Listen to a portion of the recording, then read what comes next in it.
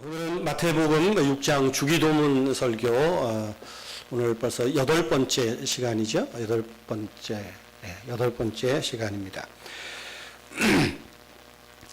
우리 기도의 우리가 일반적인 정의, 기도의 사전적인 정의를 보면, 사전에 보면 그러죠. 내가 바라는 바, 즉 내 소원을 신께 청원하는 것이다. 보통 이렇게 말합니다. 우리로 말하면 하나님이죠. 그래서 우리 모두는, 사람들은 자기의 마음에 간절히 바라는 소원들을 간절히 우리는 하나님께 구합니다. 또 그렇지 않은 사람들은 절에 가서 하든지 천지신명께 하든지 나름대로 기도를 청원하는 것을 이렇게 합니다. 그런데 가만히 생각해 보면 기도하는 사람들이 자기 소원은 이렇게 이루어지게 해달라고 하는데 정작 기도하는 사람의 도리나 책임에 대해서는 그다지 중요하게 생각하지 않습니다. 아마 그러다 보니까 기도는 기도고 내 생활은 내 생활이고 이중성을 띠게 됩니다. 근데 우리 기독교에서의 기도는 저는 좀 다르다고 생각을 합니다. 우리의 기도는, 우리 신자들의 기도는 단순한 청원이나 간구를 넘어서야 됩니다. 우리 기독교의 기도는 간구하는 청원이자 동시에 서약을 담아야 됩니다. 그것이 하나님이 기뻐하시는 기도다. 저는 그렇게 생각을 합니다. 특별히 주기도문에 나오는 이런 여러 6가지의 청원들을 보면 다 하나같이 그 안에는 우리 마음에 서약하는 것, 다짐, 의지들이 담겨져 있습니다. 제가 지난주에도 잠깐 말씀을 드렸어요. 여러분, 예를 들어 보면 주기도문에 우리가 기도를 쭉 말씀을 나누었는데요. 어떤 서약들이 그 안에 포함되어 있습니까? 예를 들면 아버지여 당신의 이름이 거룩히 여김을 받으시오며, 단지 세상이 하나님을 알아보도록 하나님이 거룩한 능력을 스스로 나타내십시오. 기도하고 끝나는 것이 아닙니다. 오히려 이 기도는 내가 하나님을 존중히 여기는 삶을 살겠습니다. 그런 기도입니다. 내가 존중히 여기는 삶을 살겠습니다. 매 순간 내가 하나님만을 믿고 의지하면서 살겠습니다. 내가 아버지께 순종하며 살겠습니다. 이 서약이 담겨 있는 거예요. 그럴 때 아버지의 이름이 거룩히 여김을 받게 되는 것입니다. 아버지의 나라가 임하시오며도 마찬가지입니다. 제가 이 하나님의 나라, 이 나라는 어떤 보이는 땅의 개념보다는 통치의 개념이라 그랬어요. 하나님께서 개개인의 심령과 사회를 통치하는 그 아버지의 나라가 임하시옵시며 하는 겁니다. 그럴 때에 이 기도에는 어떤 서약이 담겨 있어야 되겠습니까? 하나님, 내가 아버지의 통치를 받으면서 살겠습니다. 하나님, 아직 하나님의 지배를 받지 못하는, 통치를 받지 못하는 사람들에게 하나님의 통치를 받으며 살도록 내가 하나님의 사랑의 나라를 전하겠습니다. 전도하겠습니다. 하는 서약을 담고 있어야 되는 거예요.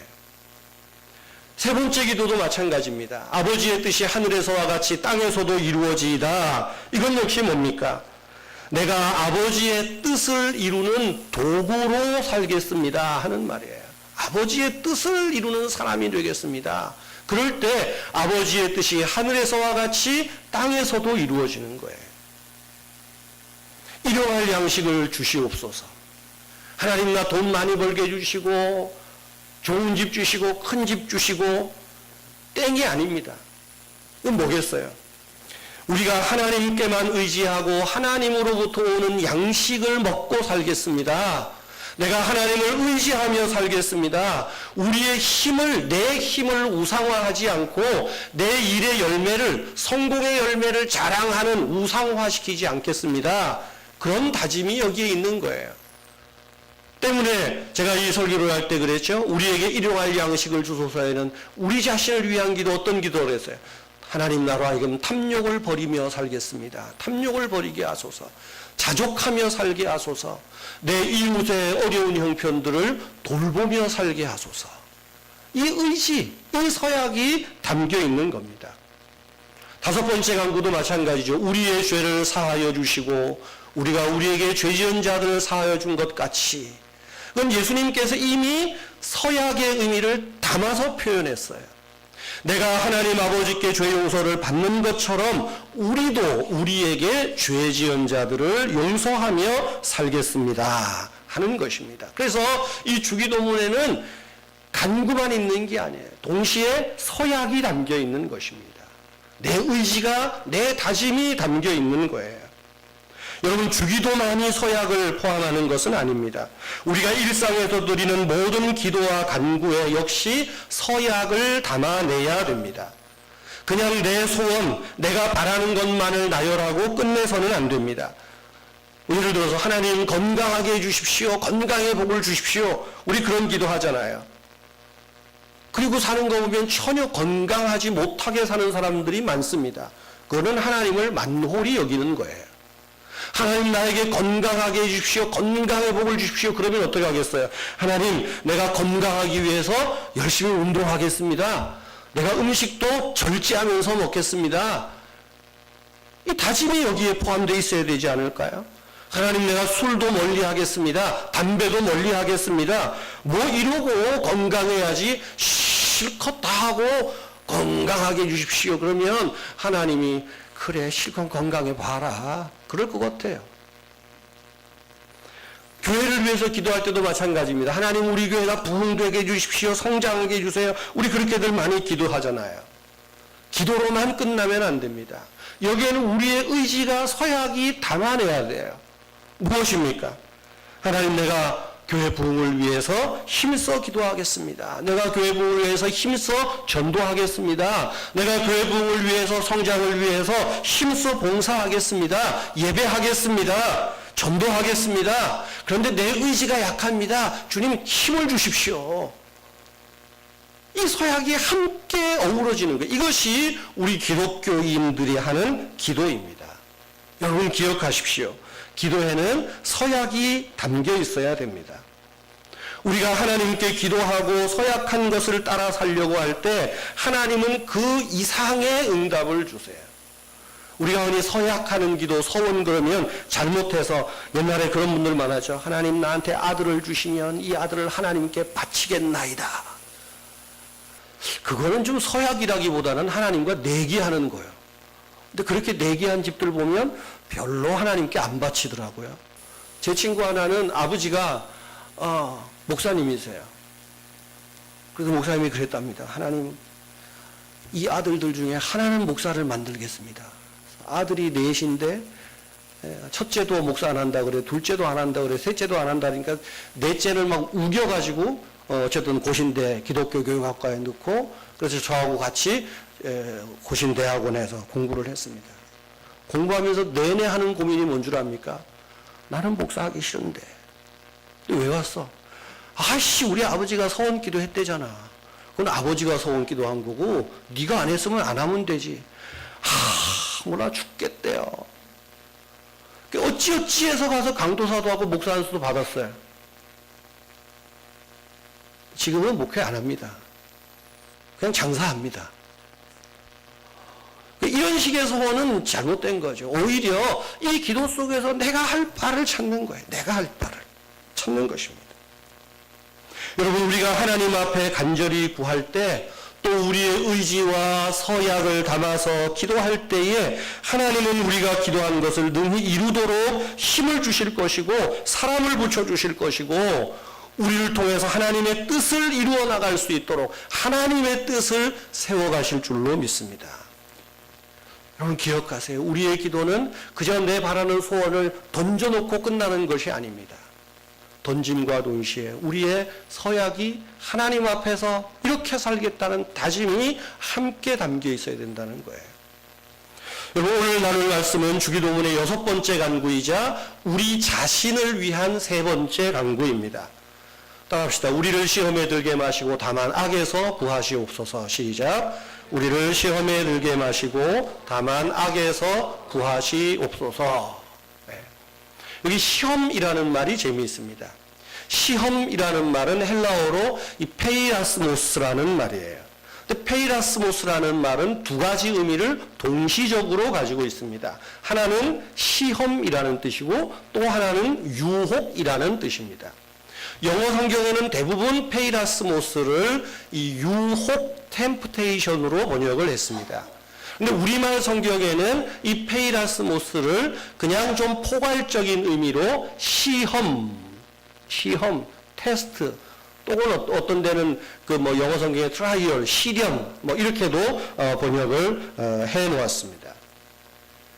여러분, 유혹이 뭡니까? 유혹은 죄에 빠지게 하는 것입니다. 덫을 놓아 걸려 넘어지게 하는 거예요. 그래서 유혹의 성격은 사람을 한 단계 끌어내리고 망하게 하는 겁니다. 간혹 보면 우리 교인들도 그래요. 누구를 이렇게 전도해서 교회 데리고 올 때, 아, 목사님, 내가 저 사람 교회 데리고 오려고 얼마나 꼬시고 데려왔는지 몰라. 꼬신다는 건 유혹하는 거예요. 그건 나쁜 말이에요. 아니, 세상에 하나님의 복을 받으러 오는데 꼬셔서 데려오면 되겠어요? 우리 그렇게까지는 할 필요 없어요. 뭘 꼬셔요, 꼬시기는. 정중하게, 신사답게. 그래서 꼬시는 게 유혹입니다. 유혹이에요. 시험은 뭐예요? 말 그대로 테스트하는 것입니다. 학생들이 중간고사, 기말고사, 뭐 수능고사를 보듯이 그 실력을 평가하는 것입니다. 우리 신앙생활에서 시험은 우리의 믿음을 테스트해 보는 거예요. 우리의 믿음을 하나님이 몇 점이나 되나 평가하는 겁니다. 그래서 시험, 우리의 믿음을 흔들어서 한번 강하게 만드는 것입니다. 이런 시험은 유혹과는 다릅니다. 유혹을 한 단계 떨어지게 한다면 시험은 우리를 성숙시키고 한 단계 도약하게 만드는 거예요. 그런데 이 페이라스모스라는 말이 두 가지 의미를 동시적인 의미로 가지고 있어요. 동시적인 의미로. 저는 왜 그럴까?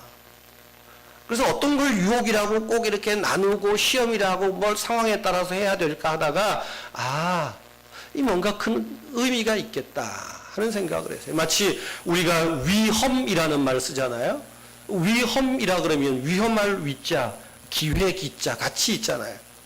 어떤 위험스러운 상황이 어떤 경우에는 위험에 빠지지만 그것이 동시에 기회가 되기도 한다. 그런 의미에서 이 시험, 헬라어의 페이라스모스라는 말도, 그래서 우리말의 시험이라는 말을 포괄적으로 저는 잘 이렇게 번역했다. 저는 그렇게 생각을 해봅니다. 여러분, 하나님은 우리를 시험하시지만 유혹하지는 않습니다. 하나님은 우리의 믿음을 확인하고 믿음을 훈련시키고 성숙시키기 위해서 때로 우리를 흔드십니다. 하나님이 아브라함의 믿음을 시험하셨고 예수님은 빌립의 믿음을 시험하셨습니다. 욥을 시험하셨습니다. 그들의 믿음을 흔들어 테스트하신 것입니다. 그래서 성경은 어떻게 말하죠? 야고보 사도는 야고보 1장 3절 12절에서 이렇게 말합니다. 너희가 여러 가지 시험을 만나거든 온전히 기쁘게 여기라. 이는 너희 믿음의 시련이 인내를 만들어내는 줄을 알미라. 1장 12절은 말하죠. 시험을 참는 자가 복이 있나니 이는 시련을 견디어낸 자가 주께서 자기를 사랑하는 자들에게 약속하신 생명의 면류관을 얻을 것이기 때문이다. 이 말은 뭐예요? 말 그대로 하나님이 주시는 시험입니다. 그래서 우리가 하나님이 주시는 시험을 잘 참고 견디면 하나님이 약속하신 생명의 면류관을 얻는다 이야기합니다. 하나님이 시험하신다 생각이 되면 잘 참고 견디십시오. 이기셔야 됩니다. 그런데 모든 시험이 하나님에게서 오는 것만은 아닙니다. 야고보 사도는 바로 이어서 1장 13절에서 이렇게 말합니다. 너희가 시험 당할 때에 하나님께 시험을 받는다고 하지 말지니 하나님은 악에게 시험을 하지도 아니하시고 또 아무도 시험하지도 않으신다 말해요. 여기서 13절에서 말하는 시험의 의미는 사실은 유혹입니다. 그죠? 너희가 시험 당할 때에 하나님이 유혹한다고 생각하지 말라는 거예요. 하나님은 유혹하거나 유혹당하지도 않는다. 그 말씀드립니다. 하나님은 사랑하시는 자녀들을 죄악으로 끌어들이실 리가 없습니다. 여러분, 유혹은 다른 데서 옵니다. 우리의 욕심에서 유혹이 일어나기도 하고 악한 영역에서 오기도 합니다. 인간의 욕심과 악한 사탄의 그 유혹이 결합해서 우리는 죄에 쉽게 빠지고 맙니다. 그런데 오늘 주기도문의 말씀을 보세요. 우리를 시험에 들게 하지 마시고, 이 말씀을 가만히 보면 꼭 하나님이 우리를 시험으로 끌고 가는 것 같아요. 느낌이. 그래서 하나님, 나를 제발 그 시험으로 끌어들이지 말아주세요. 꼭 그렇게 말하는 것 같아요. 근데 주님이 이렇게 기도를 가르치신 이유가 있습니다. 말씀드린 대로 모든 시험이 하나님에게서 오는 것은 아니지만, 즉 마귀가 주는 모든 시험이, 유혹이 하나님으로부터 오는 것은 아니지만 그런 시험조차도 하나님의 허락하에 일어나는 일이다 하는 것입니다. 모든 시험이, 유혹을 포함한 시험이 하나님의 허락하에 일어납니다. 대표적인 게 뭐죠? 욥이 마귀에게 시험을 당했습니다. 그런데 욥기 1장에 보면 뭐가 나옵니까? 마귀가 하나님 앞에 천상에 가서 끊임없이 그러잖아요. 저 욥을 내가 한번 넘어뜨려 볼게요. 허락해 주세요. 하나님이 그래 해봐라. 그런데 욥의 생명만큼은 건드리지 마라. 그러니까 하나님의 주권 안에서 일어난 거예요. 이거 왜 그랬을까요?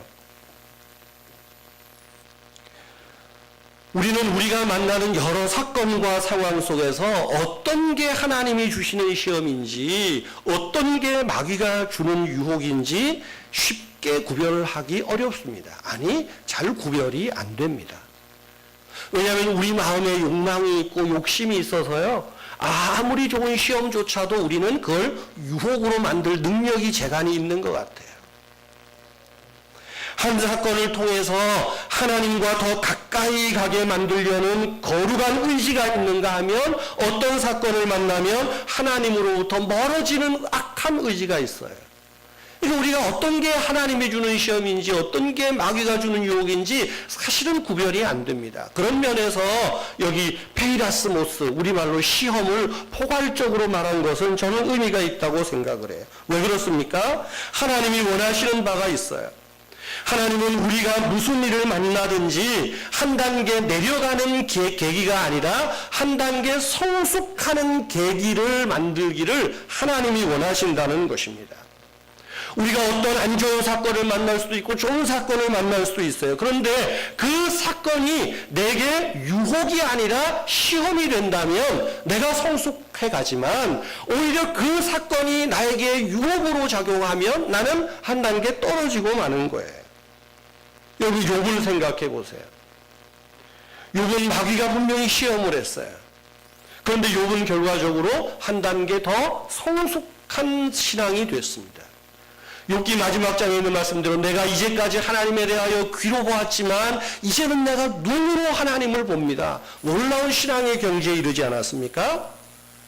욥에게 닥친 모든 시련과 환난과 고난을 하나님이 주시는 시험으로 알았기에 그가 나를 단련하신 후에는 내가 정금같이 나오리라 고백할 수 있었던 거예요. 그런데 똑같은 시험의 경우에 욥의 아내를 생각해 보십시오. 하루아침에 자식들이 죽었습니다. 하루아침에 있는 재산이 다 날아가 버렸습니다. 남편은 온몸에 병이 걸려서, 역창병이 걸려서 기왓장으로 자기 몸을 긁고 있는 그 비참한 모습을 봅니다. 그때 그 아내가 어떻게 반응합니까? 욥에게 말하죠. 당신이 믿는 하나님을 욕하고 죽으세요. 그리고 똑같은 시험이지만 욥에게는 시험이 되었고 욥의 아내에게는 유혹이 된 겁니다. 걸려 넘어지고 만 것이지요. 우리들도 그렇습니다. 잘 나가던 사업이, 잘 되던 사업이 어느 날 갑자기 어려워지고 무너질 때가 옵니다. 건강하던 몸에 갑자기 이상이 생겨요. 예상치 못한 큰 사고를 만납니다. 이런 일을 만나면 우리는 하늘을 향해서 늘 말합니다. 하나님 왜 내게 이런 시험을 주십니까? 어떻게 하나님이 나한테 이럴 수 있습니까? 하소연합니다. 그런데 실제 보면 우리 속에 있는 욕심이, 욕망이 그 결과를 만들어냈음에도 불구하고 하나님이 왜 내게 이런 어려움을 주시느냐고 하소연할 때가 많습니다.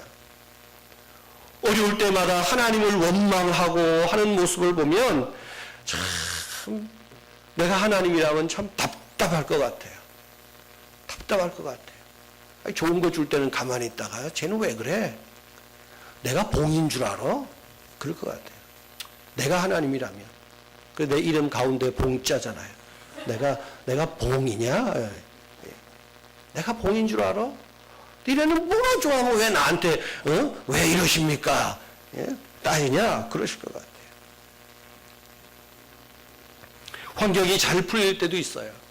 어떤 사람은 성공하고 뭔가 큰 업적을 이루었을 때 그 일을 통해서 하나님께 감사합니다. 하나님께도 헌신합니다. 은혜 안에서 겸손을 배웁니다. 그렇게 되면 그 좋은 환경은 그의 믿음을 성숙시킨 시험이에요. 그러나 어떤 사람은 그 좋은 환경이, 성공이, 어떤 무언가를 크게 성취했을 때 때로 그것 때문에 교만해지기도 합니다. 때로 그것 때문에 하나님 앞에 신앙이 점점 나태해지기도 합니다. 관심도 없어져 갑니다. 내 재능과 내 능력으로 이만큼 성공한 것 마냥 의시됩니다.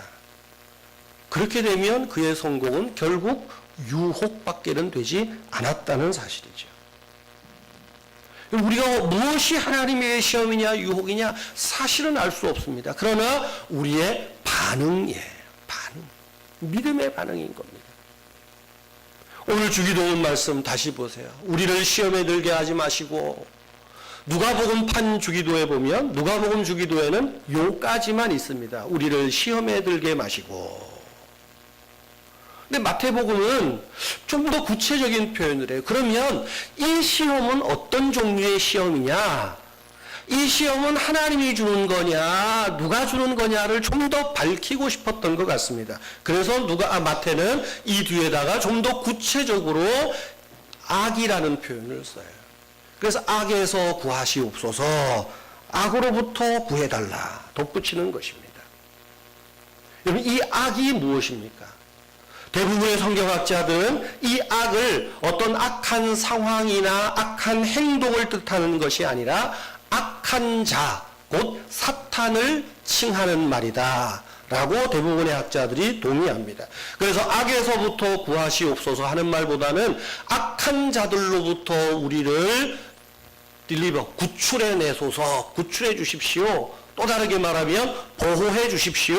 그렇게 해석하는 것이 좀 더 우리가 이해가 쉬울 거예요. 그래서 마태는 이 시험의 근원이, 우리를 악에 빠지게 하는 시험의 근원이 마귀에게서 온다 하는 것을 밝히는 겁니다. 그래서 악으로부터 우리를 구하시옵소서 뒤에다가 더 첨가한 것이죠.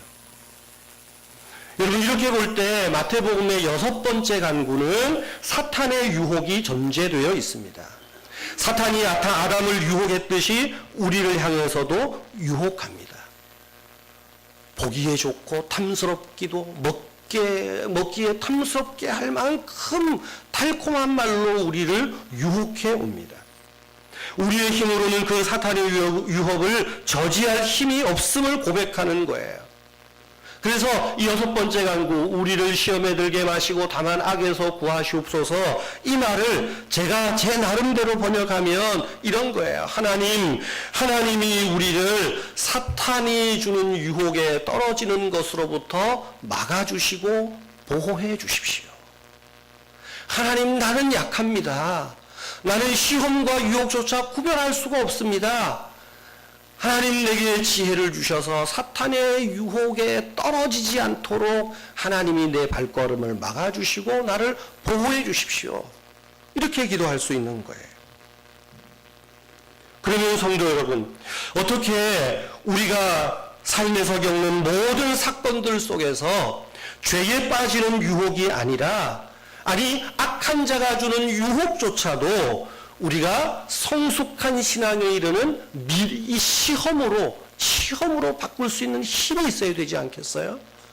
그래야 우리가 유혹을 이기는 거예요. 그것이 감당할 시험이 되는 것입니다. 어떻게 우리의 삶에서 겪는 사건들이 유익한 시험이 되게 할 수 있겠습니까? 첫째는 우리를 죄에 빠지게 유혹하는 사탄의 역사가 있다는 것을 우리는 늘 기억해야 됩니다. 세상에 악한 영의 악한 권세가 세상에서 여전히 세상의 방식들을 통해서 우리를 유혹해 오고 있다는 것을 기억해야 됩니다. 성경은 영적으로 악한 존재가 있음을 거듭해서 말하고 있습니다. 베드로전서 5장 8절 말씀에 보면 그러죠. 너희 대적 마귀가 우는 사자와 같이 두루다니며 삼킬 자를 찾고 있다 그랬어요. 사도 바울은 에베소서 6장 12절에서 말하죠. 우리의 싸움은 혈과 육에 대한 것이 아니요 세상의 통치자들과 권세자들과 어둠의 세상 주관자들과 하늘에 있는 악한 영들을 상대하는 것이라. 우리가 만나는 사건 속에서 어떤 것은 좋은 것일 수도 있고 나쁜 것일 수도 있어요.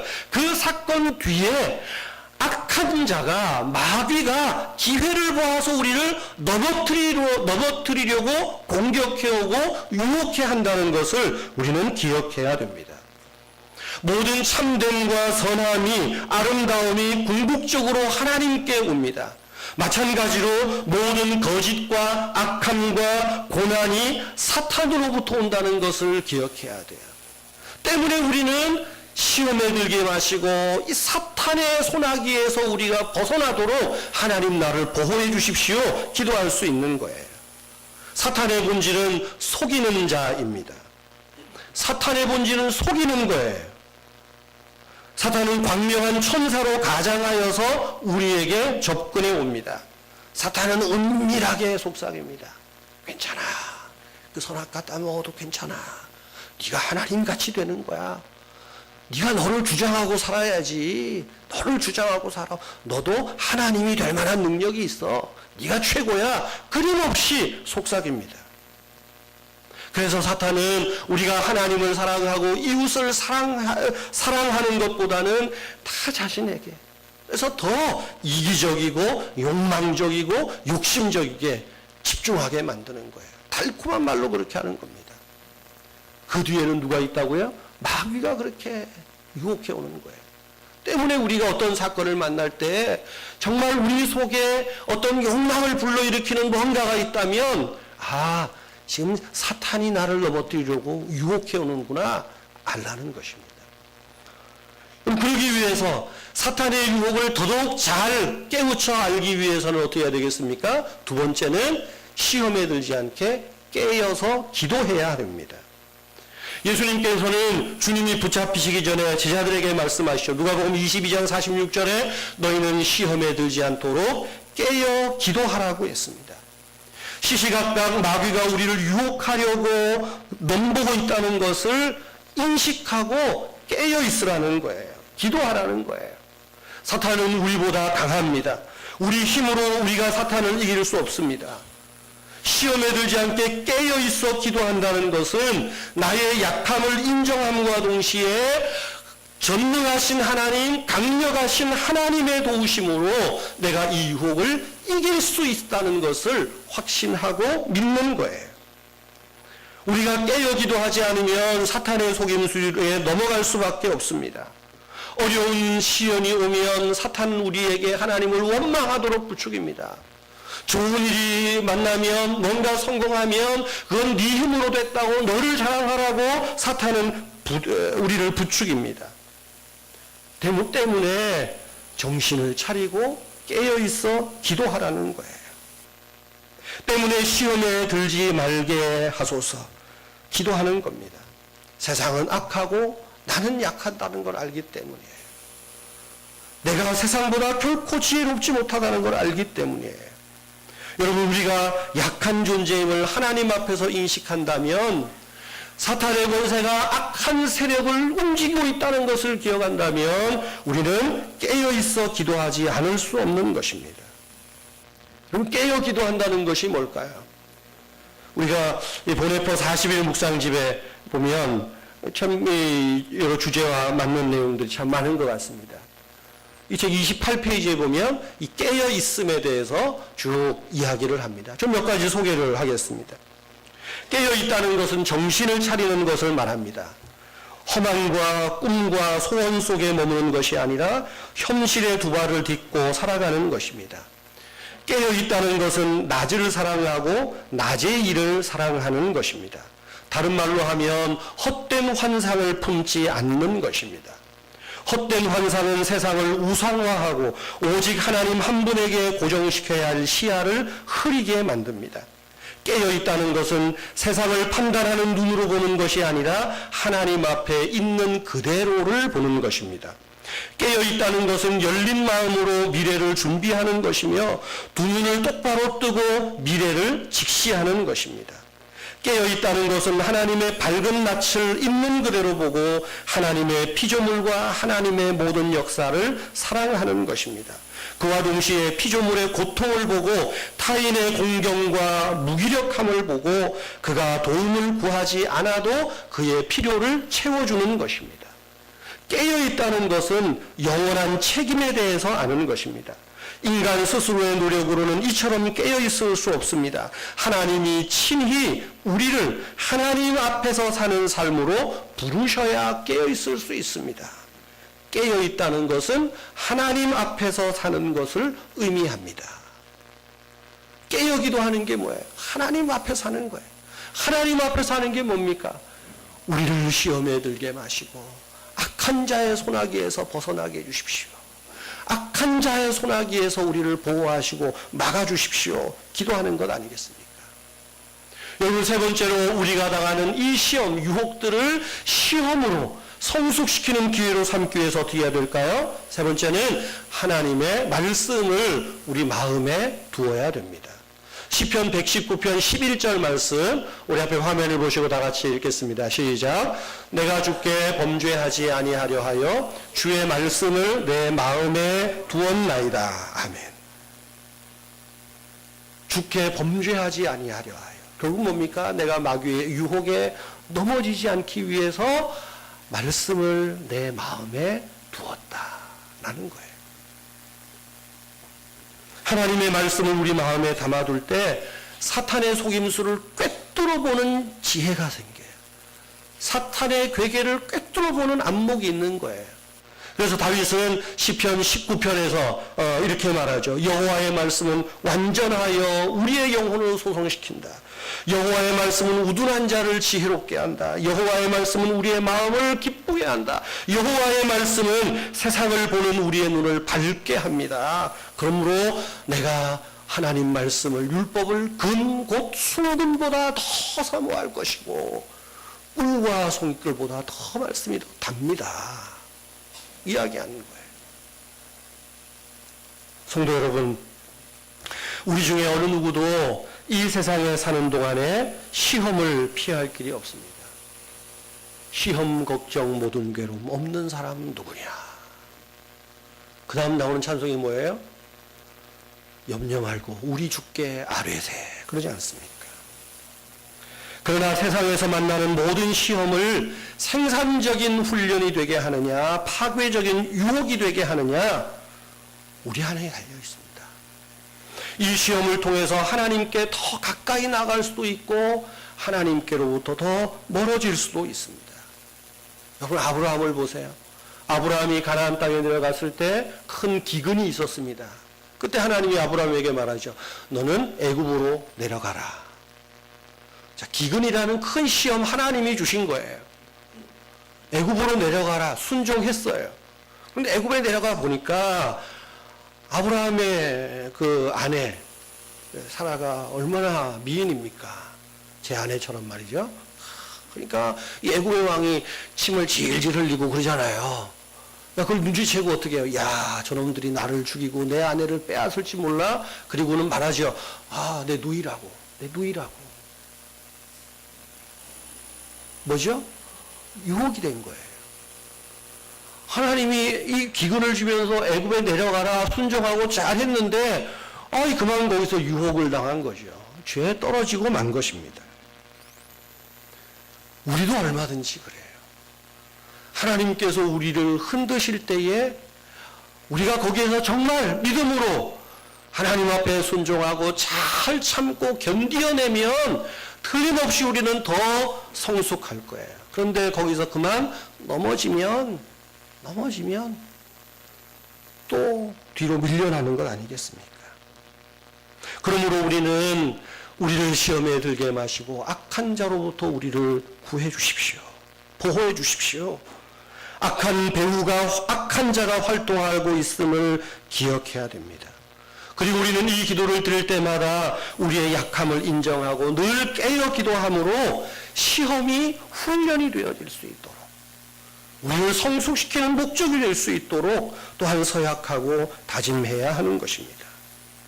여러분, 악한 세상에서 하나님의 뜻을 따라 살려고 하면 시험도 많고 유혹도 많습니다. 시련도 적지 않습니다. 악한 자는, 사탄은 믿음으로 살아보겠다고 하나님 뜻대로 살려고 하면 할수록 더 강하게 우리를 공격합니다. 그렇기 때문에 우리는 일용할 양식을 주옵소서 했던 것처럼, 날마다 우리의 죄를 용서해 주십시오 기도했던 것처럼, 우리는 날마다 하나님 아버지, 저 악한 자의 소나기로부터 나를 보호해 주시고 나를 지켜주세요. 시험에 들게 마시고 악에서 구해 주십시오. 날마다 기도해야 하는 것입니다. 여러분, 우리가 그 시험을 위해서 기도할 때 하나님은 능력과 지혜를 주십니다. 그래서 우리가 능히 그 시험들을, 마귀의 유혹들을 이기게 할 거예요. 그러나 그것만이 전부는 아닙니다. 시험에 들게 마시고 악으로부터 우리를 구해달라고 기도할 때는 또한 하나님이 우리에게 주신 믿음의 형제 자매들이 필요한 것을 여러분 인식하십시오. 여러분, 혹시 어떤 어려움이 있습니까? 시험이 있습니까? 여러분 혼자 기도하지 마세요. 권사님에게, 또 목회자에게, 여러분 사랑방 식구에게 이야기하세요. 부끄러워서 이야기 못합니까? 오히려 내가 그것 때문에 넘어질 수 있어요. 오늘 뭐라 그래요? 나를 시험에 들게 마시고 나를 악에서부터 구하소서. 그렇게 기도하지 않습니다. 우리를 시험에 들게 마시고 우리를 악에서부터 구해달라고. 나 혼자만 깨끗한 것 충분하지 않습니다. 나 혼자만 악에서 벗어나는 것 충분하지 않아요. 나와 함께 사는 사람, 나와 함께 있는 가족, 동료, 특별히 믿음의 형제 자매들과 연대하여서 함께 이 시험을 극복할 수 있는 거예요. 그런 면에서 교회 공동체는 아주 중요해요. 교회는 눈에 보이는 건물만이 아닙니다. 정말 믿음 안에서 진실하게 삶을 나누는 신앙의 공동체가 돼야 돼요. 교회 나온다고 전부가 아니에요. 교회 안에서 여러분 마음을 나누시고 기도를 나누시고 아픔을 나눕시다. 우는 자와 함께 울고 웃는 자와 함께 우는 공동체가 돼야 돼요. 그럴 때 어떤 종류의 시험이 와도 그 시험을 능히 이기게 되는 거예요. 하나님이 여러분들에게 주신, 우리에게 주신 이 식구들이 여러분 허투루 사람들이 아닙니다. 우리를 붙들어주는 자예요. 유혹에 빠졌을 때에 우리를 건져줄 자들이에요. 고난당했을 때에 우리를 위해서 눈물을 흘리며 기도해 줄 자들이에요. 때문에 우리가 이 공동체가 필요한 거예요. 우리가 사랑방 모임이 사실은 잘 안 됩니다. 여러 우리 외형적으로 각양의 어려움들이 많아요. 여러분, 그래도 우리 이제 3월부터 어쨌든 모이세요. 잡담이라도 좋습니다. 잡담도 능력입니다. 잡담하는 중에 고민이 나오고요. 잡담하는 중에 기도가 나옵니다. 우리 3월 9일 수요일부터 다음 주 수요일이죠. 다다음 주 수요일 사랑방 순장들이 이제 같이 공부할 겁니다. 순장님들 다 나오셔야 돼요. 그리고 여러분들에게 말거리를 주고 기도거리 줄 테니까 가셔서 사랑방 식구들과 좀 이야기하세요. 밥도 사주시고 밥도 얻어먹고, 오늘 우리 1등 받으신 분들은 좋을 것 같아요. 한번 밥 먹을 기회는 생긴 것 같아요. 모이세요. 그래야 우리가 시험에서 이길 수 있는 것 아니겠습니까? 사랑하는 성도 여러분, 오늘 주님은 우리에게 우리 자신을 위해서, 공동체를 위해서 이렇게 기도하라고 말씀합니다. 우리를 시험에 들게 하지 마시고 다만 악에서 구하시옵소서. 성도 여러분, 이 기도는 악이 편만한 이 세상에서 하나님의 나라와 의를 위해 힘쓰는 사람들이 매일 드려야 할 기도입니다. 이 기도는 결코 소극적인 기도가 아닙니다. 방어적인 기도도 아닙니다. 오히려 유혹에 넘어졌을 때조차도 하나님의 나라와 의를 위하여 살아가도록 만드는 그런 기도입니다.